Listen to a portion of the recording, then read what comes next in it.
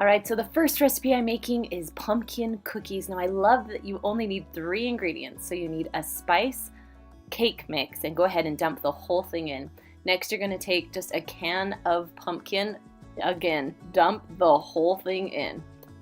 Then just go ahead and mix it all together. Now it might take a minute or two for it to combine, but keep at it, it will mix. Then you're just gonna add 2 cups of your favorite chocolate chips. I love milk chocolate chips, but you can use dark chocolate chips too. Then just mix that until it is well combined. Now to make these cookies, I love using cookie scoops or even an ice cream scoop. It makes it so much easier, and they all are the same size. Now here's my secret. I usually put aside a few chocolate chips so I can put them on top so you can get the perfect cookie every time. All right, you're gonna bake them at 350 degrees for about 8 to 10 minutes whenever they are cooked on the bottom, and yeah, they're still a little soft. The next one is my skinny banana cookies. I love making these if I'm looking for a little bit healthier of a treat. So I have 2 bananas here that I'm just smashing with a fork. You can use a blender or a beaters too, whatever makes it easiest for you. Now once it is nice and soft, you're going to add 1 cup of old-fashioned oats into the mixture. Then you're going to add about 1/4 cup of semi-sweet chocolate chips or milk chocolate chips, whatever one you choose. Then you're going to mix it well. It's going to take a minute to get everything wet, but just give it some time. Again, I'm using my cookie scoop because I love using it. They're all uniform and they all cook the same. So that's why I love using a cookie scoop. Now you're going to cook this at 350 degrees for about 12 to 15 minutes until they harden up and they are cute little banana cookies. The next one is Rolo pretzel turtle bites. Now I would suggest getting smaller pretzels than I have here because the Rolo did not want to stay in the middle, so smaller pretzels is a must, but they still worked out. So you're going to put a Rolo on each pretzel.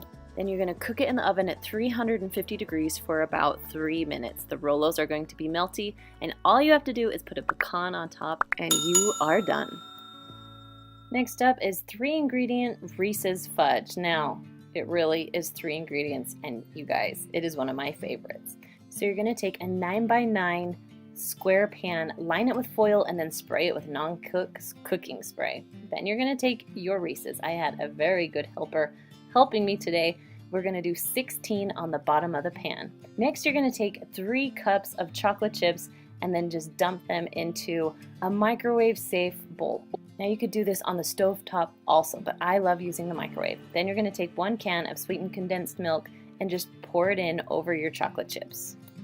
Then I like to microwave in 30-second increments and then stir in between each 30 seconds. Then stick it right back in the microwave. Now once everything is melted, it's starting to get a little bit thick. This is how we like it. So now it's time to put it onto your Reese's. We're making the rest of the fudge.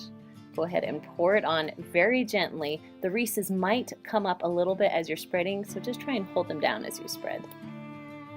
Now it's time for the topping, and of course it needs to be Reese's. So I started out with 22 Reese's. I put 16 on the bottom, and the rest I am just crumbling up and I'm pressing down into the fudge. So when it cools and hardens, the Reese's will be stuck in there. Now I let this sit in the fridge for about 1.5 hours, and it is hardened and ready to go. So I carefully pull away my foil, and then you can cut right into it. Now I love this fudge because you don't need a candy thermometer, and it actually keeps its shape pretty well. I also love that you can see the Reese's on the bottom and on the top. Now whenever I make this fudge, it is gone instantly. Next up is my luscious lemon cake. Now I love this because you only need 2 ingredients. So we have lemon cream pie filling and then 1 box of angel food cake. That simple. So you're going to dump the whole bag of your angel food cake into a bowl, and then you're going to just add in your lemon filling. Now I would suggest mixing very carefully at first because that cake mix will get all over. Once it's combined a little bit, then start using the whisk and it will make the job a little easier for you. Now I sprayed a 9x13 pan with non-stick cooking spray, and then you're just going to dump in the batter. Spread it around as evenly as you can, but don't worry, it will cook and it will even out pretty well. Now once it is pretty even, you're ready to bake it. You're going to bake it at 350 degrees for 20 minutes, and it really turns out perfect. This is angel food cake with a lemon into it. Oh, it's so good. I like to add a little bit of whipped cream and then some strawberries on top. All together, this thing tastes amazing. Next up is cookies and cream pretzels. Now you can use any pretzels for this. I found some cute little round ones, so I thought I would give those a try. So you're just gonna melt some white chocolate. You can use white chocolate chips.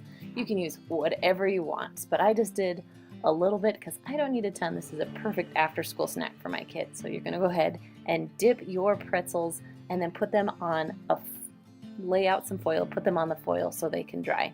Then you're just gonna add a little bit of crunched Oreos. It just gives it the perfect amount of flavor with the chocolate and the pretzels all together. It's so good. Next up is M&M fudge. This is so simple because, again, only 3 ingredients. Now you're gonna be on low medium heat. We're gonna add 2 cups of semi-sweet chocolate chips and then just 1 14-ounce can of sweetened condensed milk right on top. Now as this starts to melt, you want to make sure that you keep stirring it because you don't want anything to burn onto the bottom of the stovetop. Now once it's all melted, you're going to go ahead and add 3/4 cup of those little mini baking M&Ms and just mix them just until it's combined, no more than that. Then you're going to take a 9x9 pan, make sure it's covered with foil, spray some nonstick cooking spray on it, then go ahead and spread your fudge all along the bottom of the pan.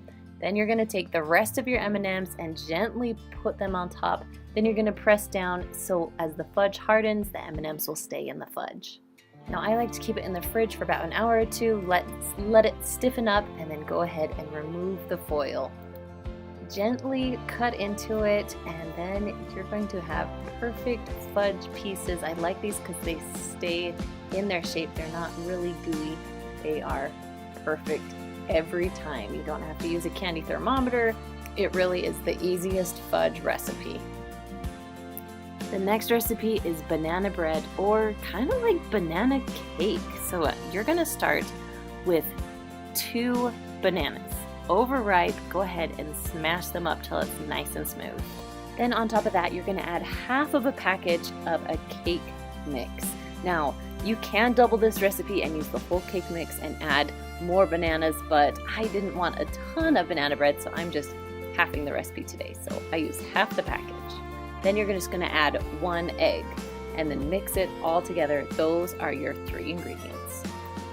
Now once it's all mixed together and pretty smooth, I mean, you will have a little bit of banana chunks in there, which is, I think, delicious. You're gonna go ahead and spray 2 small pans. Then go ahead and trying to even out your cake batter, or I guess your banana cake batter, there we go. So each pan is about filled the same. Next, you're gonna preheat your oven to 350 degrees and you're gonna cook these for about 30 minutes. Now, if they need to cook a little more, go ahead and do that, but I like them a little bit golden brown and they are super soft in the middle.